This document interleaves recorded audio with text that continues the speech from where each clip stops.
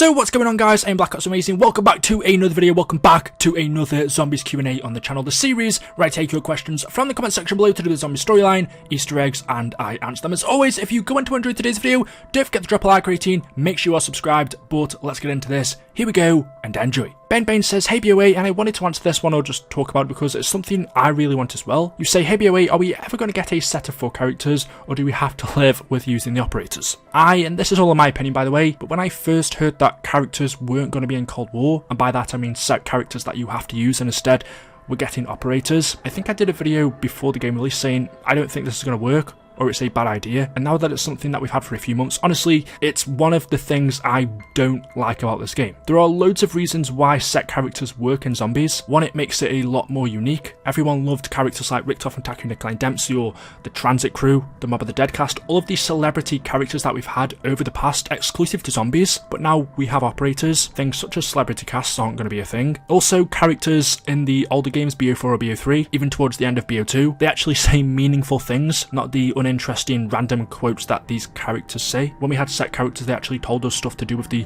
storyline and the Easter egg. They were funny, operators aren't. You actually had a connection with them. You don't care about these operators if they die.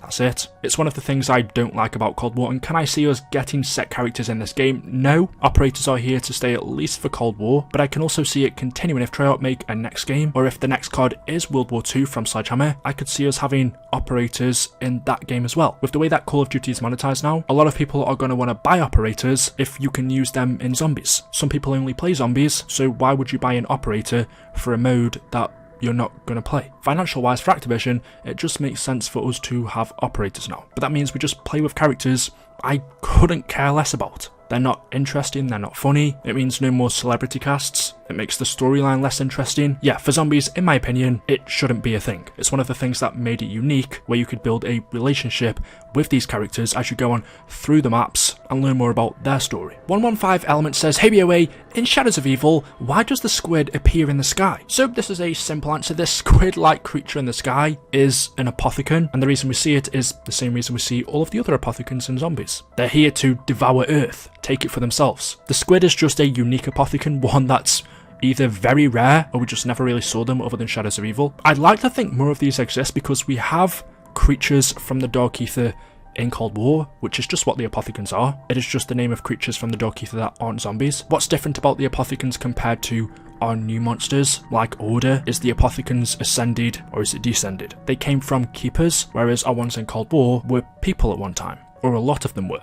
Who knows, maybe things such as Order existed in the Dark Aether during the time of BO3, 2, 1 and before that. We just never got to see them. And it's the same for the squid. Perhaps that's in the Dark Aether and we just haven't seen it. The next question from this account is useless says, did Richtofen collect Richtofen's soul in the Giant? And the answer is no. Richtofen's soul was collected a long time before that. If you think about it, the Giant takes place after Origins, and Eddie was a child in the house in Origins. So for Richtofen to collect his soul after that, would it make sense since he was already there? The reason why it looks like he's collecting his soul, the reason why PRIMIS Richtofen shoots Ultimus Richtofen and then bends down over his dead body and does something is he's pretending. He's pretending to collect a soul so he can trick the other characters, Taku, Nikolai and Dempsey, so that later on in maps like Darius and Drakkars, Zebo and Gorod, when it comes to their time to collect their souls, if they've already seen Richtofen do it, there's more of a chance that they'll do it as well. If Richtofen didn't pretend to collect a soul in the Giant, then when Dempsey has to collect a soul, for example, he might not do it. He might just say, well, Richtofen, you haven't done it, so why should I? But if he's seen Richtofen do it, then there was more of a chance that everyone else would.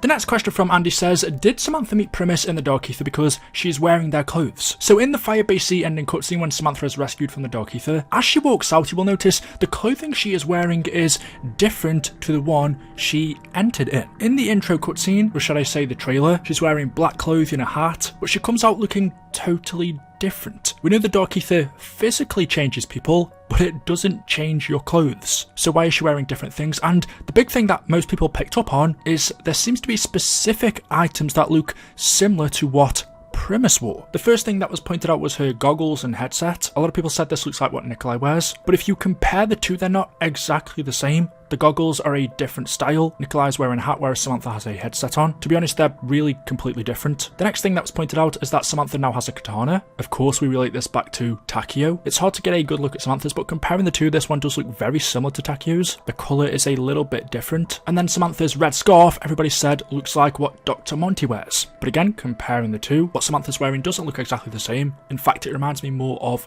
what Scarlet wears in the Chaos story. So what does this mean then? Are these items that belong to Primis? Is this Nikolai's headgear? Is it Takeo's katana, Dr. Monty's scarf? Or even Scarlet's? She's obtained these items whilst being trapped in the Dark Aether. Well, at the end of Tag der Toten, when Primis and Ultimus died, they, as far as we're aware, they weren't banished to the Dark Aether. Everything, or pretty much everything else was. Dr. Monty, Victus, or Maps. But the outcome for Primis and Ultimus was different. They died, whereas everybody else lived and was sent to the Dark Aether. The multiverse was destroyed and all that remained was this one singular dimension, which is Cold War zombies, and the Dark Aether. Does that mean that Primis and Ultimus were destroyed along with the multiverse? Or does that mean that, yes, they were killed, but their dead bodies were still sent to the Dark Aether, along with the map they were at, or should I say place? But what Samantha's wearing, besides from Takeo's katana, doesn't look exactly like what Primis had, or Ultimus. Takeo's katana looks the same because I would think it's just a reused asset. I don't see why Treyarch would go out of their way to create a whole new katana when they could just reuse Takeo's from BO3. The goggles and the scarf is more common, although it does look like the scarf is reused from Scarlet, and she's not a part of the Aether story. So there are either two options. This is something totally unintentional, and it's just items of clothing that belong to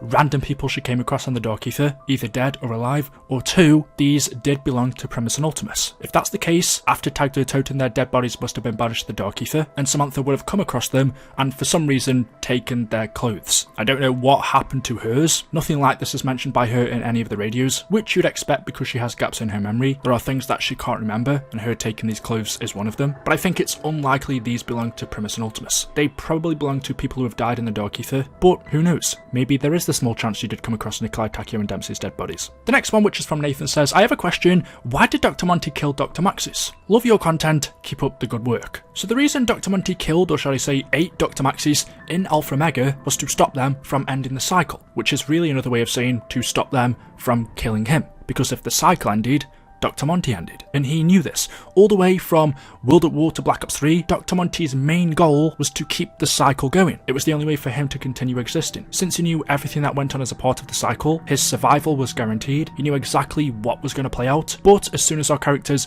broke the cycle in Blood of the Dead, and Dr. Monty eventually found out in Alpha Omega, he quickly changed his tone, revealed his true form, and in an attempt to stop them from breaking the loop, he killed Maxis. I'm sure he would have killed Richtofen, Takeo, Nikolai, and Dempsey if he knew where they were, but he didn't. Since the cycle was already broken, Dr. Monty didn't know what was going to happen past this point. The only way he could have found out was from the Canorium, but he didn't have it, Nikolai did. What exactly Dr. Monty was doing after Alpha Omega, we don't know. I presume hunting down Primis and Ultimus. But yeah, that answers your question. The reason why Monty killed Maxis was because he figured out what they were doing. Maxis was helping the Primis and Ultimus crew to break the cycle, was taking Samantha away from the house, away from Dr. Monty, and sending her to the Primis crew. And so in that cutscene, when we see Dr. Monty come down into the basement, and he witnesses what Maxis is up to, realizing that none of this is supposed to happen, it's not a part of the cycle, he catches on, and in an attempt to stop them, he kills Maxis. I mean, what else did he have to lose? They already figured out that Dr. Monty was evil, or not evil. I don't know if you could call someone evil for doing what was necessary for their survival. Monty had no other choice. So yeah, hopefully that explains it. Anyway guys, there we go, that is it. That is all I have for you for today's video. As always, hopefully you have enjoyed. If you have enough to do, drop me a like rating.